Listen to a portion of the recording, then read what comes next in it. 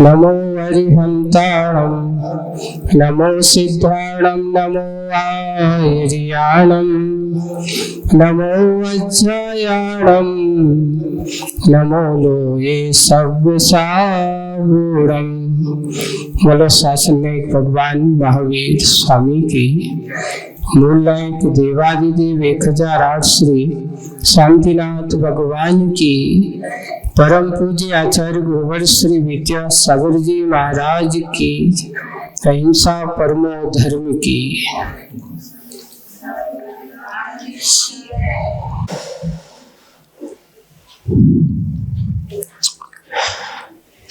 विषय मूकमाटी में जो चल रहा है कि एक सूर्य की महिमा, सूर्य के लिए किसका कारण बताया है, तो सारे की सारी धरती का क्या विश्व का विद्युत केंद्र है, क्योंकि धरती पर उजाला करने वाला अगर कोई है तो प्रभाकारी है, सूर्य है। पर उस सूर्य से सागर की थोड़ी अनबन चल रही है और सागर ने उस सूर्य के प्रभाव को कम करने की तरह तरह की रणनीतियां बना रहा है कि कैसे भी है ये सूर्य हमारी सारी नीतियों को पानी फेल देता है। और अब उसने उसकी चाल चलने के लिए कुछ नया कुछ करने का विचार बनाया है। क्या विचार बनाया है? पेज नंबर 234 मूकमाटी में पेज नंबर 234 निकालेंगे और उसमें बहुत अच्छा प्रसंग आ जा रहा है कि जब उसने देखा कि कुछ चल नहीं रहा है तो किसी दूसरे को उकसा करके अप्रभा करके प्रभाव को कम करने का प्रयास किया जा रहा है। क्या? निंदा की दृष्टि से रखने में निरत। किसकी दृष्टि से? क्योंकि निंदा की दृष्टि जिनके पास है वो दूसरों में क्या दिखाई देती है? उसको अच्छाई तो दिखाई देती नहीं है, हमेशा बुराई ही दिखाई देती है। तो जो जिनकी निंदक दृष्टि हो और तुम कहो कि जो आपका मित्र हो तो कभी संभव नहीं है। निंदक की दृष्टि से रखने में निरत, निकट नीचे आए, निकट और नीचे आए, नीचे निराली नीति वाले, नीचे निम्न निराली नीति वाले बादल दलों को जलाने हेतु, जो नीचे आए तो उनको जलाने हेतु प्रभाकर के प्रयास को निरख सागर ने राहु को याद किया कि भाई देखो मैं कितनी बादल भेजता हूँ और सोचता हूँ कि इसके प्रभाव को कम करूं, लेकिन क्या करें, इसके पास जाते ही हमारे बादलों का प्रयास ही विफल हो जाता है। क्योंकि जिनकी दृष्टि दूसरों को बुरा करने की होती है, नीचा दिखाने की होती है, वही है नीच निराली नीति वाले। नीचे न छोटी हल्कापन जिसे अपन को, मात्र जिनकी निराली एक ही नीति है कि कैसे भी हो इसको अच्छा नहीं देखता, बुरा ही देखता है। नीति वाले बादल दलों को जलाने हेतु प्रभाकर के प्रयास को निरख, जो प्रभाकर ने सूर्य के प्रयास को देख करके सागर ने राहु को याद किया। किसको याद किया? राहु। जो और कहा, क्या कहा? प्रभाकर की उद्दंडता कब तक चलेगी? उसको कह रहा है देखो ये हर जगह जब देखो ये हमारे बादलों को और हमारी बदलियों को सबको ऐसा उपदेश दे देता है, इसका प्रयास करता है, सब परिवर्तित हो जाते हैं। हम चाहते हैं धरती पर तबाही मचाना, है ना, इस धरती के। लेकिन ये धरती का पक्षधर बनकर के हमारे प्रयास को हमेशा विफल कर देता है। तो उसने अब राहु को याद किया। राहु को याद करके सागर आपको उससे कह रहा है कि प्रभाकर की उद्दंडता कब तक चलेगी। पृथ्वी से प्रभावित प्रभाकर यानी जो सूर्य मंडल की शालीनता को लीनता जा रहा है, लीनता जा रहा है। सूर्य मंडल की प्रभाव को या फिर सौर मंडल की शालीनता को लीलता जा रहा है। धरती की सेवा में निरत हुआ पृथ्वी से प्रभावित प्रभाकर क्या आपसे परिचित नहीं है? हमेशा ये धरती की सेवा में लगा रहता है। धरती में किसी प्रकार की कोई क्या ना हो, कमी ना रहे, ऐसे उसकी सेवा में लगा हुआ है। उससे प्रभाकर क्या आपसे परिचित नहीं है? कौन से पूछ रहा है? सागर कह रहा है राहु से, ये आपसे परिचित नहीं है क्या? मेघराज के सम्मुख जा मनमानी करता है मृग कभी? अरे आप तो मेघराज हो, सूर्य से भी इतने काले दिमाग वाले हो। तो कभी कोई सिंह के सामने कोई मृग जाकर के क्या करता? मनमानी करता है। ऐसी एक कहावत है, दूसरों से काम निकालना हो तो की प्रशंसा कर दो, चने के झाड़ पे चढ़ा दो। तो सागर किसको चने के झाड़ पे चढ़ा रहा है? राहु को। उसको कह रहा है कि ऐसा हो सकता है कि सिंह के सामने, मृगराज के सामने कोई मृग जाकर के अपनी मनमानी करता है? वो तो वो राजा है वो तो, और आप तो कहाँ, आपके सामने सूर्य टिक नहीं सकता। ऐसा उसको चढ़ा रहा है। क्या मृगराज के सम्मुख जाकर मनमानी करता है मृग भी? क्या मानी वन मेंढक भी विषधर के मुख पर जा खेल सकता है? एक सामने सर्प है और सर्प के मुख के सामने जाकर के कोई मेंढक खेल सकता है? प्रश्नवाचक चल रहे हैं। कहीं ऐसा तो नहीं कि धरती की सेवा के मिश्र आपका उपहास कर रहा हो? है यानी मिश्रा ने यहाँ पे जिस प्रकार धरती की सेवा के मिश्र यानी क्षण भी है, आपका उपहास कर रहा हो, ऐसा आपका उपहास कर रहा हूँ, ऐसा आश्चर्य संबोधन वाचक लगा हुआ है। कुछ भी हो, कुछ भी लो, मन चाहा, मुंह मांगा, मांग पूरी होगी सम्मान के साथ। ये अपार राशि राह देख रही है आपकी प्रतीक्षा, आपको काम करने की। देखो कुछ भी हो, ऐसा चला तुम सब कछु कर सकत हो। जैसे आदमी को कछु काम करवाने हो ना, तो कहते अरे भैया आप चाहो तो सब कछु कर सकत हो, आपके हाथ में ही सब कछु है। और तो जाकर वो के हाथ में नहीं, हमारे हाथ में कछु नहीं तो वो आ जाए, इसलिए सामने वाले को कहते हो आपके हाथ में सब कछु है। ऐसा मन चाहा, आप चाहो, मुंह मांग आपकी पूरी हो। आप तो काको का चाहिए, हम तुम्हारे लिए सब कुछ देंगे, सुविधा तुम्हें जो चाहिए वो हम दे देंगे पूरी सम्मान के साथ। यह अपार राशि राह देख रही है, आपकी योग्यता को देख रहा हूं। शिष्टों का उत्पादन पालन हो, मेरी तो भावना है। अब यहाँ पे धर्म उपदेश भी देता है। कभी कभार दुष्ट बुद्धि जब दूसरों को ऐसा समझाने के लिए, हम तो जो चाहते हैं कि शिष्टों का उत्पादन पालन हो, दुष्टों का उत्पादन।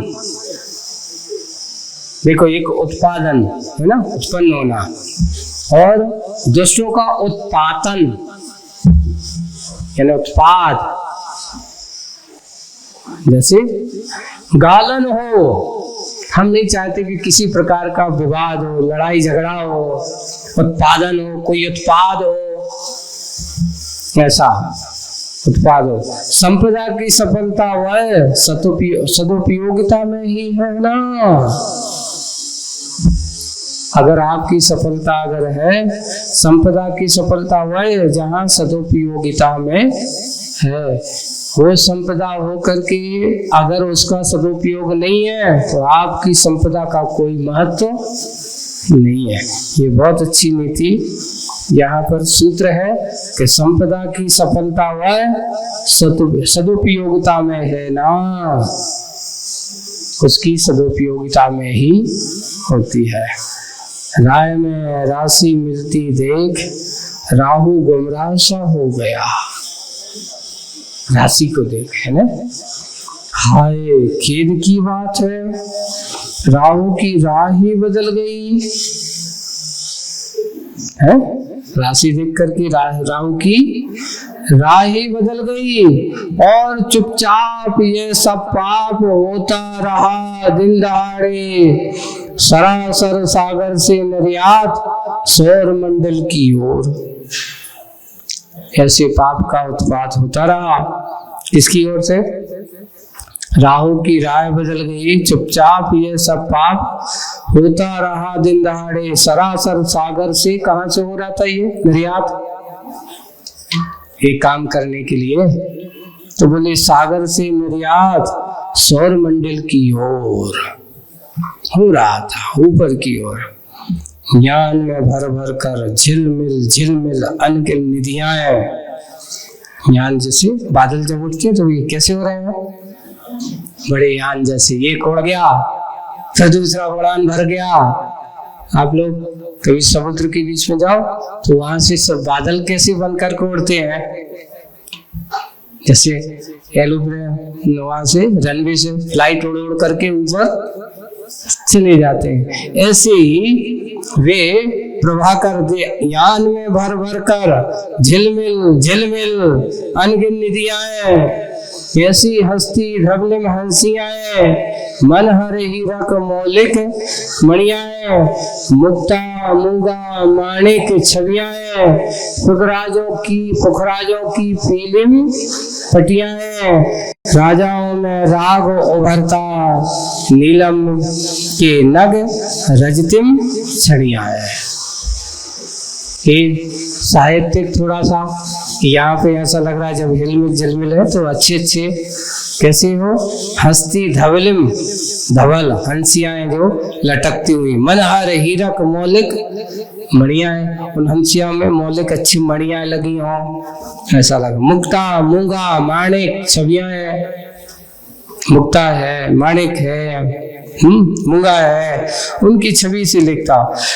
पुखराज की पीलिम पटियां, पुखराज की पीली पीली भट्टियां, राजाओं में राग उभरता है। उन्हें देख करके राजाओं के मन में क्या उभरता है? राग उभरता है। नीलम के नग रजतिम छड़ियां, अच्छी नीले करण की छड़ियां हुए। सागर का पक्ष समर्थन हुआ, यानी उसको ऐसा समर्थन करते। सागर का पक्ष का समर्थन हुआ, राहु राजी हुआ।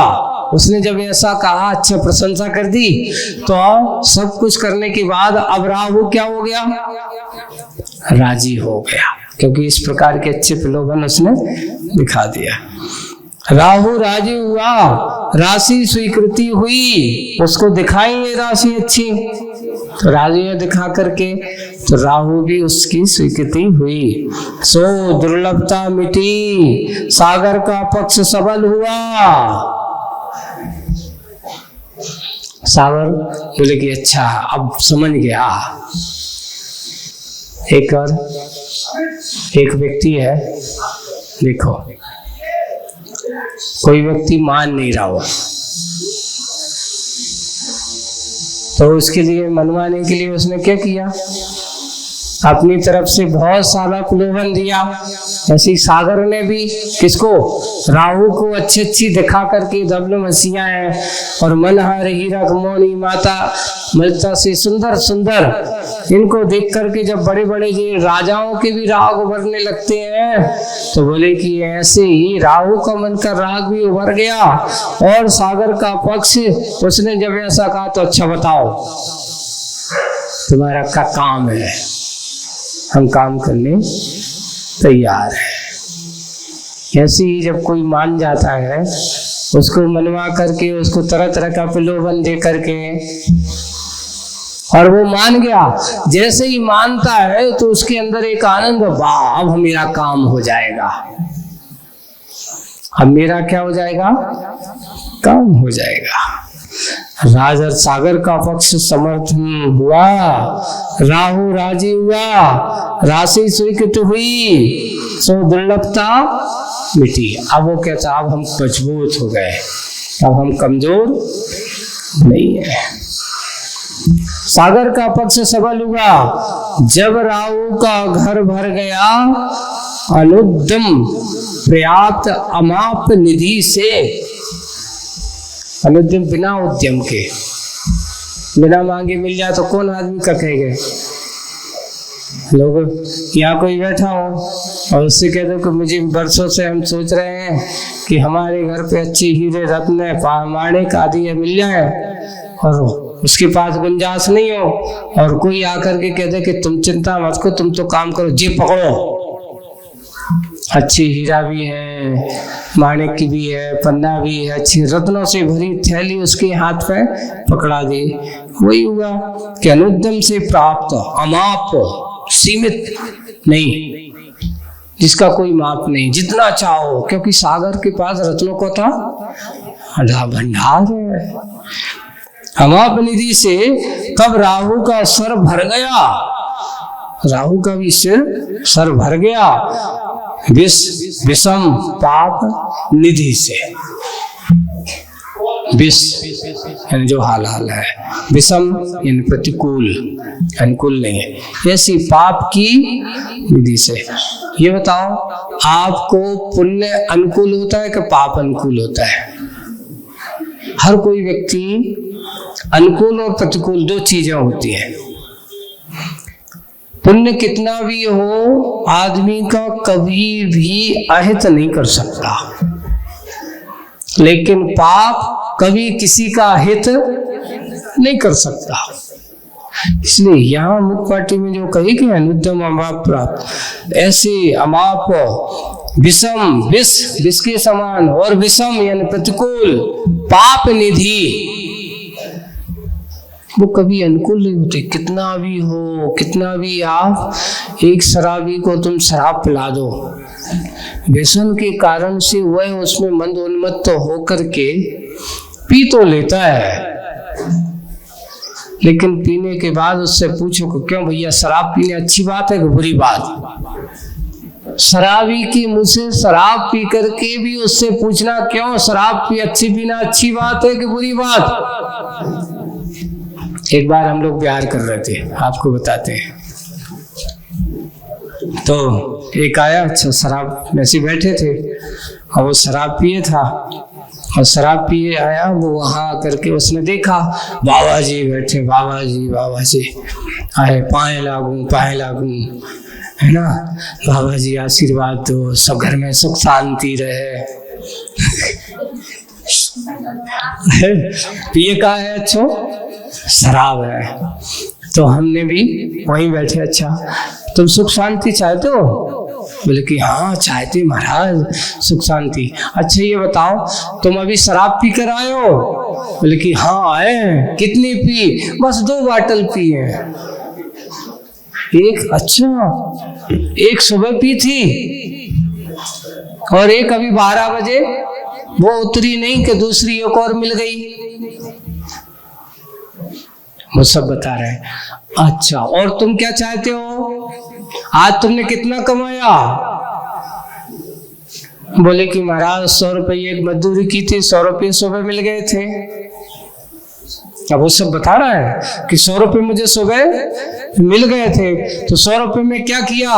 बोले कि 60 रुपये की शराब की बोतल ले आया, 50-60 रुपए की वो पी ली है, और अब 10-15 रुपए बचे थे तो हमने कुछ होटल में जाकर के भूख लगी तो भोजन पानी कर लिया है। कितने बचे? बोले 10-15 रुपए बचे। फिर अभी एक और मजदूरी मिल गई तो उसमें 50-60 रुपए मिल गए थे, तो फिर एक बाटल खरीद करके आए, तो फिर पी ली है। अच्छा, अकेले हो कि और कोई भी? नहीं, बीवी है, बच्चे हैं, बीवी है और बच्चे भी हैं। अच्छा भाई, आपका इंतजार करते हैं कि पिताजी आएंगे आपको घर पे कुछ लाएंगे? बोले कि करते हैं। तुम घर क्या लेकर जाते हो? कुछ नहीं महाराज, आप मत पूछो, हम जानते हैं। क्या लेके जाते हो?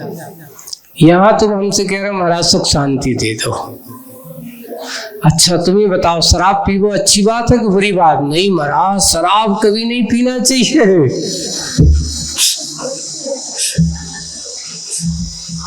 ऐसा है? वो कहता है हम एक काम करो, तुम अपने बेटों को भी ले जाया करो, एक याद पत्नी को भी ले जाया करे। नहीं, घर बर्बाद हो जाएगा हमारा, स्वयं बर्बाद कर रहा है। यानी शराब पीकर को उसे ये पता है कि शराब पीना खराब है, फिर भी आदमी करता क्या है? वही काम करता है। पाप की क्रिया को पाप नहीं मानता, लेकिन फिर भी पाप में लगा हुआ है। पाप मान करके भी इससे गलत है, ये ऐसा नहीं करना चाहिए, इससे ये तुम्हारे जीवन को बर्बाद करने वाला है, इससे तेरा तन भी खराब होगा, मन भी खराब होगा। तो अब हम तुमसे, उससे मैंने कहा कि अब तुम्हें जीवन में शांति तो मिलने वाली है नहीं।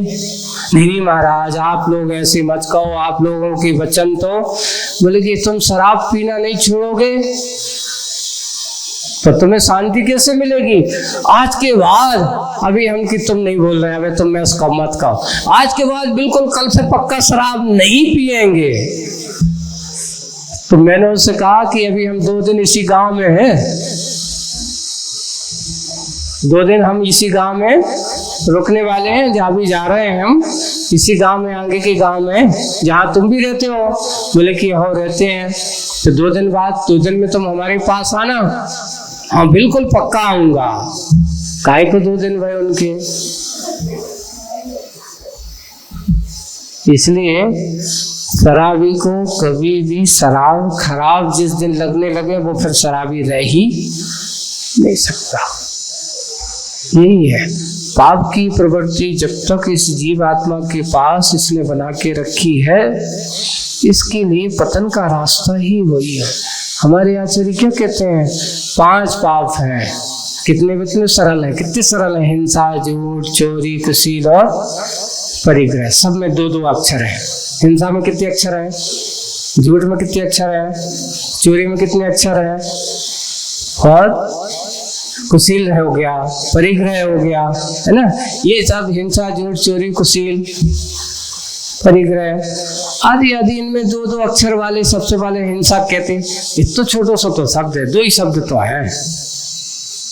चोरी 2 ही शब्द तो है, झूठ बोलना 2 ही शब्द तो है, लेकिन 2 शब्द को जीतना, 2 शब्दों के नियम का पालन करना, 2000 एक 2 शब्द की व्याख्या करने में हजारों ग्रंथ की क्या बन जाते हैं? बड़े बड़े ग्रंथ बन गए हैं। इतनी बड़ी उनकी व्याख्या करते हुए, समझाते हुए कि हिंसा नहीं करना। हिंसा से क्या होता है? कोई भी धार्मिक ग्रंथ होता है, और धार्मिक ग्रंथ में किसी भी धर्म का अगर सच्चा ग्रंथ होगा तो उस ग्रंथ में कहीं पर भी हिंसा का समर्थन नहीं मिलेगा, हमेशा अहिंसा की ही बात करेगा। लेकिन जिस ग्रंथ में जहां पर हिंसा की बात लिखी होगी वो कभी भी ग्रंथ हो ही नहीं सकता, वो धर्म हो ही नहीं सकता। दया करुणा के बिना ग्रंथों की बात, संतों की बात अधूरी है। कोई भी संत होगा हमेशा दया करुणा की ही बात करता है। बड़े बड़े इतना अंदर है कि कहने का तरीका अलग हो सकता है।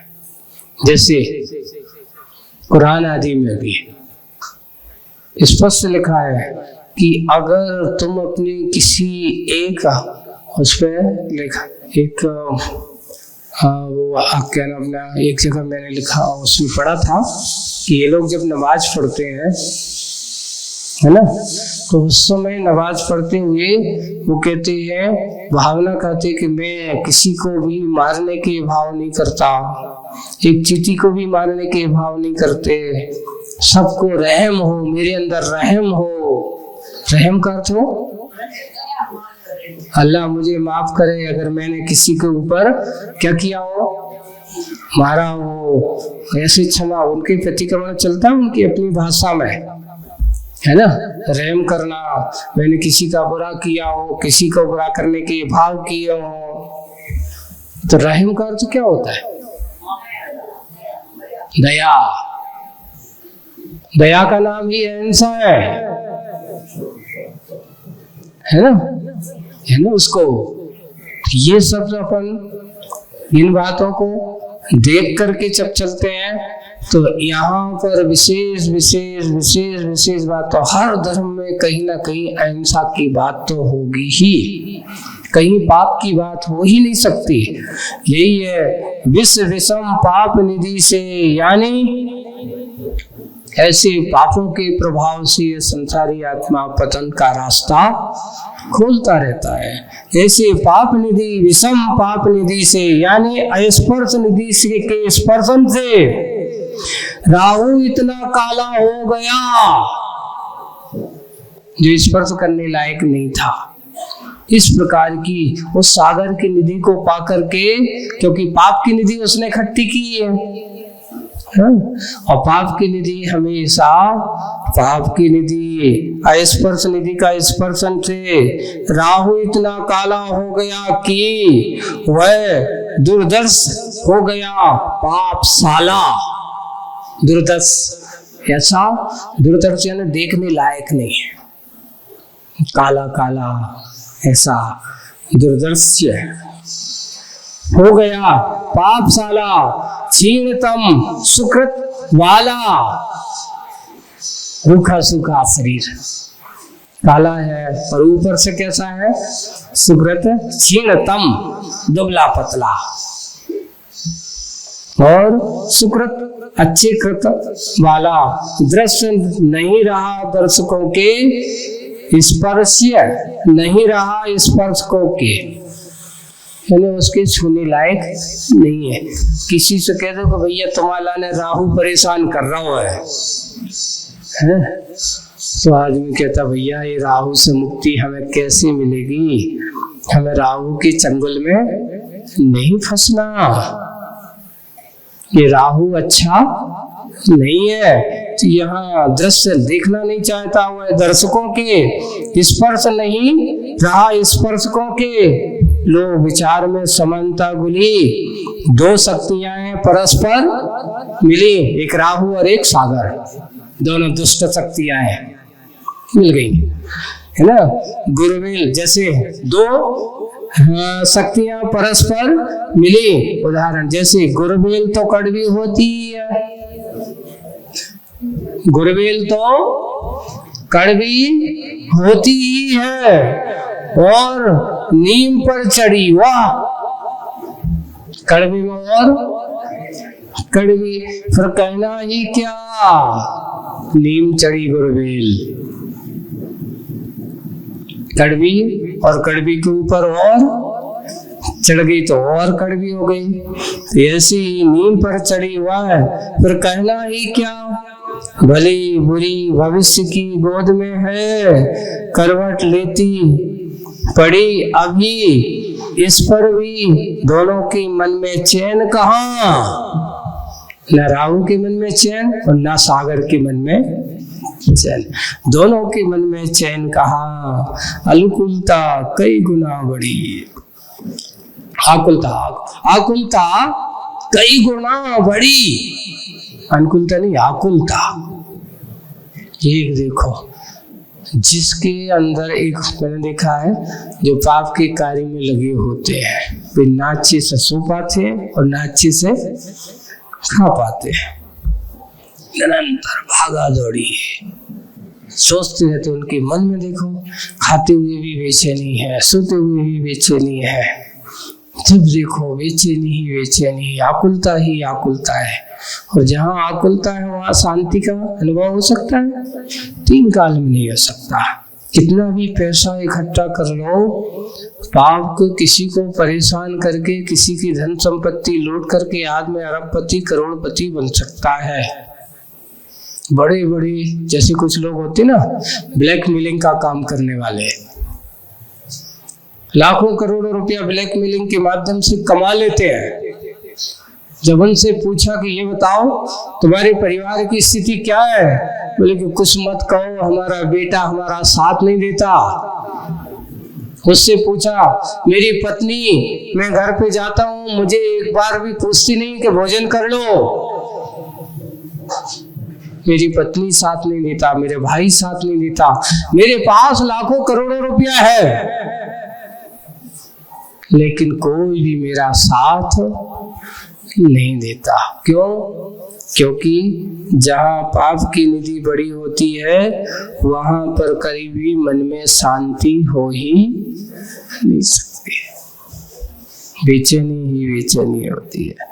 आकुलता कई गुना बढ़ी, दिन में, रात में, प्रकाश में, तम में, आंख बंद करके भी दोनों प्रलय ही देखते हैं। जब देखो उसका बुरा करना है, ऐसा करना है, प्रलय ही इनका भोजन रहा, प्रलय ही इनका, प्रलय ही प्रयोजन,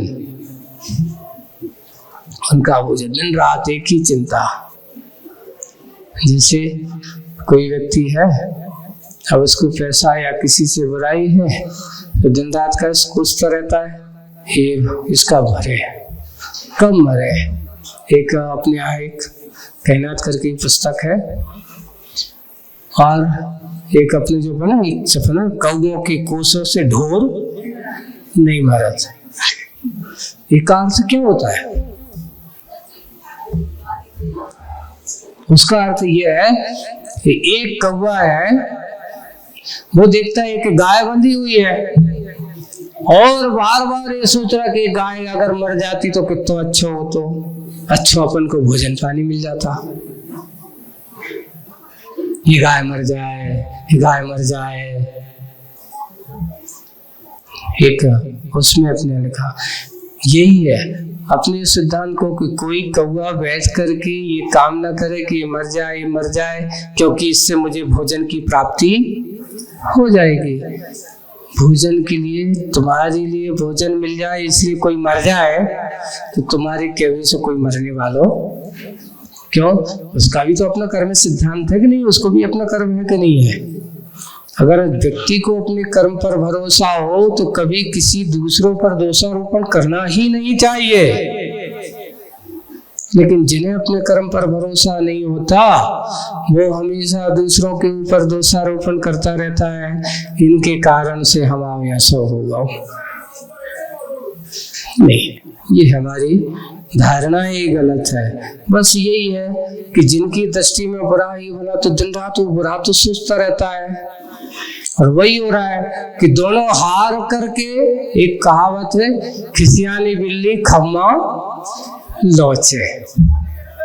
यही दशा इनकी हो रही है कि अब कछु नहीं हो रहा तो अब क्या करा, कुछ ना कुछ अब राहु को पकड़ो, एक के माध्यम से प्रभाकर को क्या करना है, कुछ ना कुछ तो अहित करने के भाव उसके मन में आए हैं। वही है, दिन में हो, रात में हो, प्रकाश में हो, तम में हो, सब जगह आंखें बंद करके भी दोनों प्रलय ही देखते हैं कि कैसा यहाँ प्रलय मचाया जाए, कैसा विध्वंस फैलाया जाए।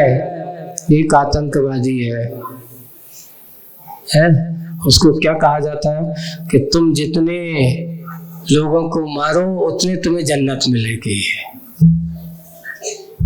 अरे किसी को मारने से किसी को जन्नत मिलती होती ना समझ लेना, तुमसे जन्नत कोसों दूर जा रही है, नरक का रास्ता खुल रहे हैं। लोगों को ऐसा उपदेश देकर के उनकी बुद्धि, उनकी परिणतियों को ऐसा शिक्षा दी जा रही है कि ऐसा उसको काफिर समझो, अपने धर्म का नहीं है, उसको मारो। आज उसी का परिणाम है कि एक दूसरे के ऊपर तबाही तबाही मची हुई है।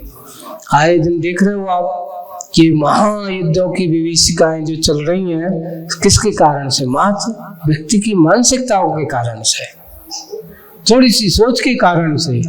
धर्म वह होता है जहां सारे के सारे विवाद संवाद विराम हो जाते हैं। आज तो ये हो रहा है कि धर्म को लेकर के विवाद हो रहे हैं, वो धर्म नहीं हो सकता, ये उन्माद माना जाता है, आतंकवाद माना जाता है।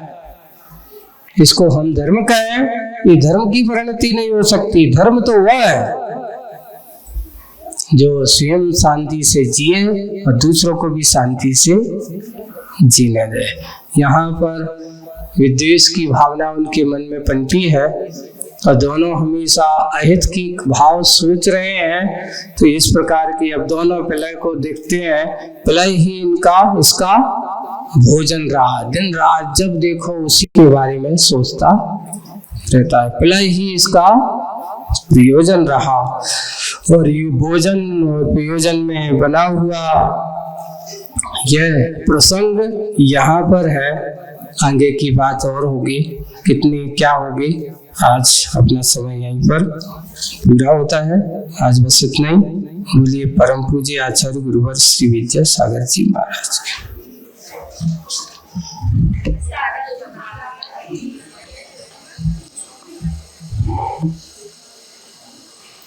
जावाणी के ज्ञान ते सूझे लो कालो, सुवाणी मस्तक नमो सदा दे थोड़ो।